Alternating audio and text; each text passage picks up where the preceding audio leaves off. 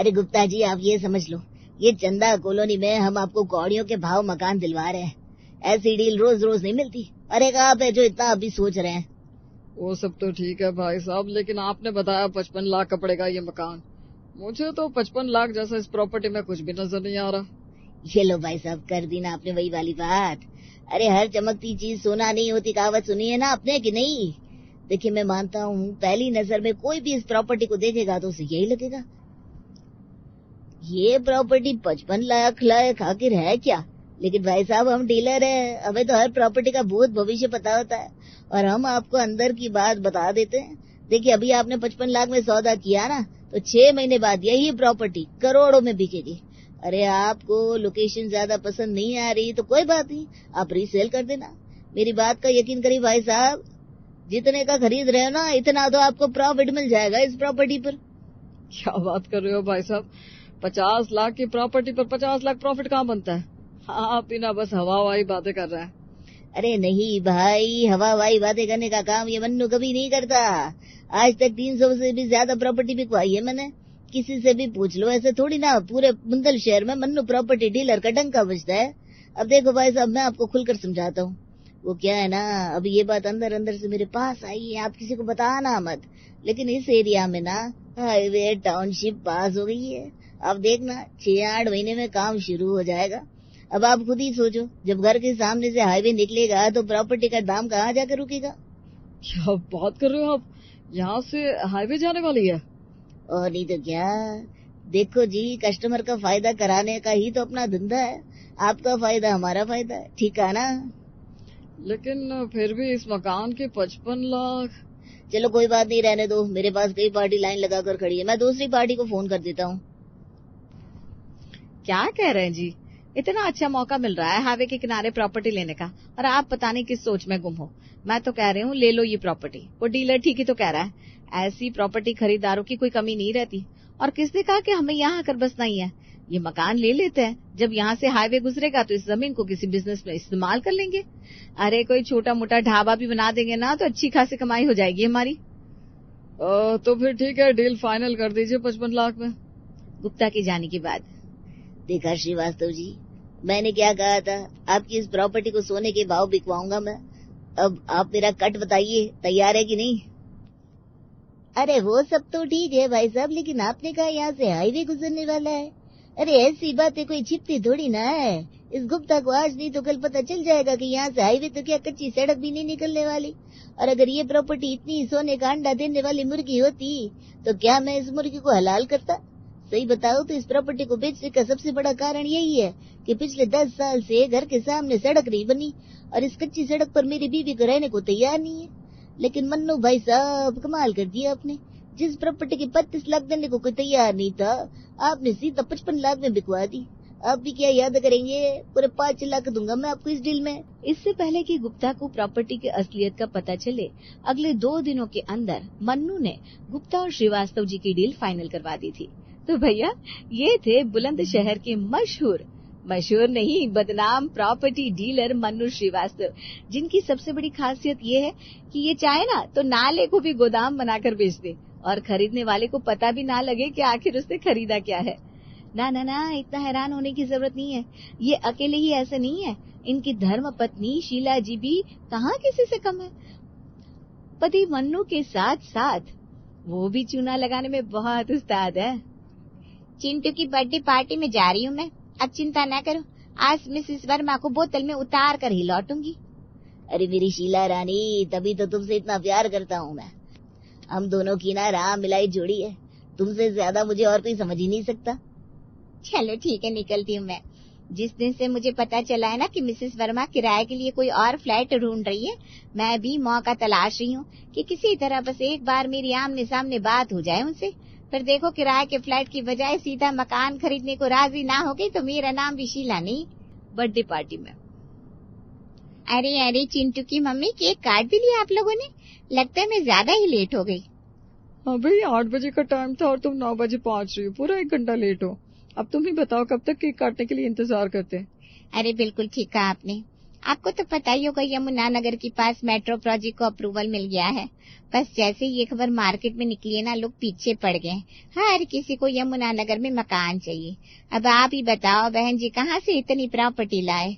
दिन में कई कई क्लाइंट आ जाते हैं और अब ये मन्नू जी भी ना कितने लोगों को हैंडल करेंगी, इसलिए एक दो क्लाइंट को मैं ही देख लेती हूँ। कुछ भी कहो, इस टाइम यमुनानगर में जो मकान खरीद लेगा ना, आने वाले टाइम में राजा वाली जिंदगी हो जाएगी उसकी। आपको पता भी है, प्रॉपर्टी से अच्छा इन्वेस्टमेंट और कोई दुनिया में हो ही नहीं सकता। और एक बात बताए बहन जी, बुरा मत मानना, ये किराए पर सारी जिंदगी फ्लैट लेकर रहने वाले लोगों का गुनागणी तो मुझे कुछ समझ में ही नहीं आता। आप ही सोचकर बताओ, जितने पैसों में मकान का किराया देते हो, इतने पैसों में लोन लेकर बैंक से उसकी EMI भर दो तो 15-16 साल में मकान अपना हो जाता है। उसके बाद किसी की दो बात बर्दाश्त करने की जरूरत नहीं है बहन जी, अपने घर के खुद मालिक हो आप। बहन जी, वैसे यमुनानगर में तो मैं भी मकान ढूंढ रही हूँ। हमारे लायक किराए का कोई बढ़िया मकान हो तो बताइएगा।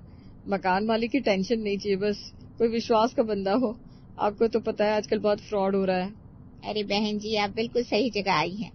अब देखो, मेरे हस्बैंड के थ्रू मकान लोगे ना तो फ्रॉड का तो कोई चांस ही नहीं है। लेकिन एक बात बताओ बहन जी, क्यों किराए के चक्कर में पड़ रही हो? अच्छी खासी जॉब है भाई साहब की। मैं तो कह रही हूँ फाइनेंस करवा लो बैंक से और अपना फ्लैट खरीद लो। देखो जी, आपके बजट में बहुत बढ़िया बढ़िया फ्लैट दिलवा सकते हैं आपको। याद करोगी, शीला बहन जी ने फ्लैट दिलाया था आपको। और फिर यमुनानगर में तो मैंने अभी अभी बताया कि मेट्रो आने वाली है।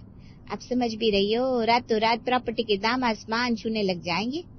आप अपना फ्लैट बेच के 2 फ्लैट ले लोगे, इतना पैसा निकल आएगा आपका, लोन भी चुकता हो जाएगा और अपना मकान भी हो जाएगा। अब बताओ, है कि नहीं फायदे का सौदा? बहन जी, लेकिन हमारा बजट नहीं है अभी मकान खरीदने का। कोई बात नहीं बहन जी, अब आपकी किस्मत में किराए का घर लिखा है तो इसमें कोई क्या कर सकता है। मैं तो अपनेपन के चक्कर में बता रही थी, फिर बाद में लोग कह देते हैं ना, अच्छी अपॉर्चुनिटी आए तो हमें बताया नहीं। बाकी आपकी इच्छा है, जैसा आपको पसंद है वैसा करिए। बर्थडे पार्टी खत्म हो गई थी। शीला वापस अपने घर लौट आई थी। अरे बड़ा सीना फुला दी गई थी तुम कि मिसेस वर्मा को बोतल में उतार कर आओगी। हुआ क्या, बात बनी? अरे मकान बेचना कोई लॉलीपॉप बेचने जैसा थोड़ी ना है, थोड़े पापड़ तो बेलने पड़ेंगे ना। मैंने लंबी चौड़ी बातें करके लपेटने की कोशिश तो बहुत करी है। देखो, हो सकता है थोड़ी देर में फोन आए, वरना अपना क्या है, कोई और पार्टी ढूंढेंगे। दोनों पति पत्नी अभी बात कर रहे थे कि मिसेस वर्मा के पति का फोन आता है। भाई साहब, ये कौन सी प्रॉपर्टी के बारे में बता दिया आपने हमारी धर्मपत्नी को? भाई, जब से पार्टी से आई हाथ धोकर मेरे पीछे पड़ी है। इसे भी अब किराए के मकान में नहीं रहना, अब तो सीधा अपने मकान में ही जाएंगी। अरे भाई साहब, भाभी जी की बात कोई गलत थोड़ी ना है। हर औरत का अधिकार होता है भाई साहब अपना घर सजाने का। और फिर जब हम बैठे तो आपको चिंता करने की कोई जरूरत ही नहीं है। अब बस ये बताओ, आपका बजट कितना है? बाकी सब मेरे ऊपर छोड़ दो। अरे भाई साहब, अभी तो मैंने सुना कि यमुनानगर में मेट्रो आ रही है। अब प्रॉपर्टी के रेट तो बढ़ गए होंगे ना। हमारे जैसे मिडिल क्लास आदमी के बजट के लायक कहाँ मकान मिल पाएगा वहाँ? अरे भाई साहब, 35 लाख में 2 कमरे का मकान दिलवा रहा हूँ मैं आपको। आप टेंशन क्यों ले रहे हो? आपको बस पैसों का इंतजाम करना होगा, बाकी सब मेरे पर छोड़ दो। मन्नू और उसकी पत्नी शीला की बातों में आकर वर्मा जी ने अपनी सारी बचत और बैंक से लोन उठाकर यमुनानगर में 1-2 कमरे का मकान ले लिया।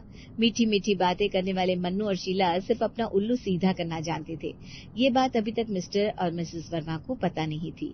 मकान लेने के कुछ दिन बाद, अरे बहन जी, कितने में लिया आपने ये मकान? हमें एक जानने वाले थे ना, तो उन्होंने 35 में दिलवा दिया, लेकिन वैसे दाम 40 लाख है। क्या कहा आपने? 40 लाख 2 कमरे के मकान का? दिमाग तो ठिकाने पर है आपका। आपको पता भी है, ये कॉलोनी यमुनानगर में लगती जरूर है, लेकिन अनऑथोराइज्ड कॉलोनी है यमुनानगर की। रोज खतरा मंडराता रहता है, न जाने कब सरकारी आदेश आ जाएगा और ये कॉलोनी सरकार तोड़वा देगी। और आपने इस अवैध कॉलोनी में 40 लाख दे दिए। कैसी बात कर रही हो आप खुद ही तो कॉलोनी में रहती हो और मुझे पहाड़ा पढ़ा रही हो। पहाड़ा नहीं पढ़ा रही हूँ, सच्चाई बता रही हूँ। हाँ, मैं कॉलोनी में रहती हूँ, लेकिन मैंने ये 4 कमरे का मकान सिर्फ 5 लाख में खरीदा है। तुम्हारी तरह 40 लाख लुटा कर नहीं लिया। एक बात बताओ, जब इतना ही पैसा था तो कोई ढंग का फ्लैट खरीदना चाहिए ना। ये कच्ची कॉलोनी में आकर मकान क्यों लिया? अरे फालतू बातें कर रही हैं आप। आपको कुछ पता भी नहीं है। मेट्रो निकलने वाली यहाँ से, ये आपका 5 लाख का मकान पूरे 50 लाख का हो जाएगा देखते देखते। मिसेस वर्मा की बात सुनकर अब तो पड़ोसन जोर से हंस पड़ती हैं। लग रहा है कोई बहुत बड़ा बना कर गया है तुमको। पड़ोसन की बातें सुनकर अब तो मिसेस वर्मा के दिल की धड़कन बढ़ गई थी। सुनते जी, ये पड़ोसन बोल रही है कि इस मकान की कीमत सिर्फ 5 लाख रुपए है और हमने 35 लाख रुपए दे दिए इस मकान के। अरे किस समझदार ने कह दिया तुमसे 5 लाख में आज के जमाने में मकान मिलते हैं क्या? अरे ये अनऑथोराइज्ड कॉलोनी है, आप एक बार पता लगाइए ना। मेरा तो जी बहुत घबरा रहा है। भगवान करे इसकी सारी बातें झूठ निकले, लेकिन फिर भी हमें पक्के तौर पर पता तो करना पड़ेगा। पत्नी की बातें सुनकर अब तो मिस्टर वर्मा को भी चिंता होने लगी थी, इसलिए वो जल्द ही इस मकान के बारे में सरकारी दफ्तर में चक्कर लगाना शुरू करते हैं और उन्हें पता चलता है कि पड़ोसन ने जो कुछ भी कहा था बिल्कुल सच कहा था। यमुना नगर में बनी हुई शांति नगर कॉलोनी एक अवैध कॉलोनी थी, जिस पर पिछले कई सालों से खतरा मंडरा रहा था। और सबसे बड़ी बात, इस रास्ते से मेट्रो तो क्या, कोई हाईवे भी नहीं गुजरने वाला था। ये सारी बातें मन्नू और शीला ने सिर्फ उन्हें फंसाने के लिए की थी। मिस्टर और मिसेस वर्मा समझ चुके थे कि वो बहुत बड़े स्कैम में फंस गए हैं, इसलिए उन्होंने अपनी किस्मत को कोसते हुए किसी तरह अपने मन को समझा लिया। दूसरी तरफ, हमारे पास इतने पैसे जमा हो गए हैं कि हम अपनी फैक्ट्री बना सकते हैं। बस एक बार वो सड़क वाली जमीन तुम्हारे भैया के हाथ से निकलकर हमारे पास आ जाए। पूरे 2 करोड़ रुपए जमा कर लिए मैंने। मैं कल ही भैया से जाकर बात करता हूँ। अपनी पुश्तैनी हवेली भैया के नाम कर देते हैं और वो सड़क वाली जमीन हम ले लेते हैं। लड़ाई झगड़े की कोई गुंजाइश ही नहीं रहेगी, क्या बोलती हो? वैसे भी उस पुरानी हवेली में जाकर हमें कभी भी नहीं रहना। तुम्हें तो बंगले में रानी बनाकर रखूंगा। बस एक बार हमारी फैक्ट्री शुरू हो जाए, उसके बाद तो हम करोड़पति हो जाएंगे। अगले ही दिन मन्नू अपने बड़े भाई से मिलने के लिए अपने पुश्तैनी मकान में पहुंचता है। देख छोटे, बंटवारा तो बराबरी से होना चाहिए। मेरे भी बेटे जवान हो गया, बंटवारा करने में मुझे कोई समस्या नहीं है। वकील को बुला लेते हैं। पिताजी की जो सड़क किनारे वाली जमीन थी उसमें से और इस पुश्तैनी मकान में से, दोनों में से तो अपना हिस्सा ले ले, फिर हम अपने हिस्से की जमीन बेच देंगे। अरे भैया, हमारे तो घर की ही बात है, क्या जरूरत है पापा की बनाई हुई इस हवेली के टुकड़े करने की। मैं तो कहता हूँ ये हवेली आप रख लो और सड़क के किनारे जो बंजर जमीन है ना, उसे आप मुझे दे दो। वैसे भी उस बंजर जमीन का आप करोगे क्या? ना तो वहाँ कोई रिहायश है, ना उस पे खेती हो सकती है। सुनसान सड़क पर कौड़ियों के दाम ही तो बेचेंगे उसे। इससे तो अच्छा ये है कि वो जमीन आप मुझे दे दीजिए और ये इतना बड़ा मकान आप रख लीजिए। क्या कहते हैं? अरे पापा, चाचा ने तो हमारे फायदे की बात करी है। ये देखो, कल ही मेरे दोस्त ने मुझे ये कागज भेजे। सरोजिनी नगर से हमारे गुप्ता मार्केट तक मेट्रो आने वाली है। अरे बेटा, ये सब हवाई बातें होती है, इनके चक्कर में मत पड़ा करो। ऐसे तिकड़म हम रोज खेलते हैं ग्राहकों के साथ। अरे चाचा जी, आपकी तरह किसी की कही हुई बातों में आने वाला नहीं हूँ मैं। ये देखिए, मेरा दोस्त दिल्ली मेट्रो में नौकरी करता है और ये अंदर की खबर है, पूरा का पूरा कागजी प्लान है मेरे पास। कॉन्फिडेंशियल जानकारी भेजी है उसने। आप भी ना अभी ये जानकारी किसी के साथ शेयर मत कर देना, बेचारी की नौकरी पर बात आ जाएगी।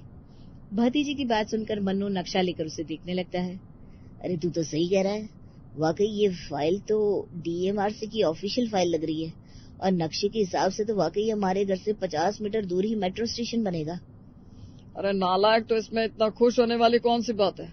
मेट्रो घर के आगे से निकल कर जाए या पीछे से, उसमें हमारा कौन सा फायदा होने वाला है? बिना बात इस एरिया में भीड़ बढ़ जाएगी, सुख शांति खत्म हो जाएगी। न जाने कैसे कैसे लोग गलियों में घूमेंगे, बहन बेटियों का घर से निकलना मुश्किल हो जाएगा और तुम्हारे जैसे मूर्ख खुशियां मना रहे। ये आपने ठीक कहा भैया, परिवार वाले लोगों की समस्या तो होती है। मैं तो कहता हूँ बेच दो इस हवेली को, कहीं और शांत जगह पर घर बनाएंगे जहाँ ज्यादा शोर शराबा ना हो। मुझे तो इस हल्ले गुल्ले से बड़ी चीड़ है। अरे भैया, एक बात बताइए, आप बंटवारे की बात कर रहे थे ना, ऐसा कर लीजिए ना, पापा की ये पुश्तैनी हवेली मुझे दे दीजिए और वो सड़क वाली जमीन आप रख लीजिए। अरे चाचा जी, ये हवेली आपको दे देंगे तो हम कहाँ रहेंगे? ऐसे कैसे? अच्छा ऐसा करो, वो सड़क वाली जमीन भी तुम ही रख लो और कहो तो उसके अलावा मैं तुम्हें 40 लाख रुपया और देता हूँ। इतने पैसों में तुम लोग कहीं अच्छी सी जमीन खरीद कर अपने लिए मकान बनवा लो। मान जाइए ना पापा, अब चाचा कह रहे हैं तो उनको ही दे देते ये मकान। वैसे भी अब हमारे तो किसी काम का नहीं रहा, कौन यहाँ भीड़ भाड़ में रहेगा। वैसे रोहित, क्या बताया तेरे दोस्त ने? अभी कितना समय लगेगा प्रोजेक्ट को यहाँ तक आने में? वो चाचा जी, उसने बताया कि मीटिंग में तो सब फाइनल हो गया है, अभी ग्राउंड लेवल पर काम शुरू होगा शायद उसमें 1 साल लग जाएगा। बहुत बढ़िया, इस 1 साल में मैं इस पुरानी हवेली को तुड़वाकर इसकी जगह अपार्टमेंट बनाकर खड़ा कर दूंगा। फिर ये एक अपार्टमेंट कम से कम 50 लाख में बिकेगा। 40 लाख रुपए इन लोगों को देकर करोड़ों रुपए का फायदा कर लिया मैंने। ठीक है छोटे, अभी कहीं इस मेट्रो के बारे में चर्चा ना करना। आजकल 1 मिनट में खबरें वायरल हो जाती है। हम नहीं चाहते बेचारे की नौकरी हमारे कारण खतरे में पड़ जाए। हाँ भैया, आप निश्चिंत रहिए। जल्दी ही मन्नू के बड़े भाई अपने पूरे परिवार के साथ वो मकान खाली करके चले जाते हैं। हाय मन्नू जी, क्या चक्कर चलाया आपने? इतना लंबा हाथ कैसे मारा? जब आपके भाई साहब को पता चल ही गया था मेट्रो यहाँ से गुजरने वाली है, तो उन्होंने ये मकान आपको कैसे दे दिया? अरे तुम्हें तो पता ही है ना, जब तक हमारे भाई साहब जैसे सीधे साधे लोग इस दुनिया में रहेंगे, हमारे जैसे शातिर लोगों का कोई कुछ नहीं बिगाड़ पाएगा। बड़ी चालाकी से 40 लाख रुपए और सड़क वाली जमीन देकर मैंने भैया को इस मकान के कागजों पर साइन करने के लिए मना लिया। अब तुम देखना, जो 2 करोड़ रुपए है ना हमारे पास, उसी से बनाऊंगा मैं यह अपार्टमेंट। फिर मोटे दामों पर बेचकर तुम्हें महारानी बनाऊंगा। मन्नू का मकान बनकर तैयार हो गया था। अपने पुश्तैनी मकान को तुड़वाकर उसने उतनी ही जमीन में 5 मंजिला बिल्डिंग में 10 फ्लैट बनाकर तैयार कर लिए। शीला, पूरा 1.5 साल बीत गया, अभी तक कोई खबर आई नहीं मेट्रो की। बिल्कुल हमारे घर के पीछे से निकलने वाली थी मेट्रो, लेकिन अभी तक तो कोई आहट भी सुनाई नहीं दे रही। मन्नू अपने बड़े भाई से मिलने उनके घर जाता है। अरे रोहित बेटा, तेरे उस दोस्त को फोन लगा, अभी तक हुआ नहीं क्या कुछ मेट्रो का? कौन सा दोस्त चाचा जी? कैसी मेट्रो? अरे तूने मुझे वो मेट्रो का पूरा प्लान दिखाया था, क्या हुआ उस प्रोजेक्ट का? अरे चाचा जी, कैसा प्रोजेक्ट? कमाल करते हो आप भी, ऐसे थोड़ी ना होता है। हमारे घर के पास है तो कोई बस भी नहीं गुजरती और आपको लगा सीधा मेट्रो गुजरेगी। मन्नू को एहसास हो गया था कि रोहित और बड़े भाई साहब ने उसके साथ वही खेल खेला है जो वो अपने क्लाइंट्स के साथ खेलता था। अब कुछ भी कहने सुनने को नहीं बचा था, इसलिए बेचारा मन्नू अपना सर धुनते हुए वहां से निकल जाता है।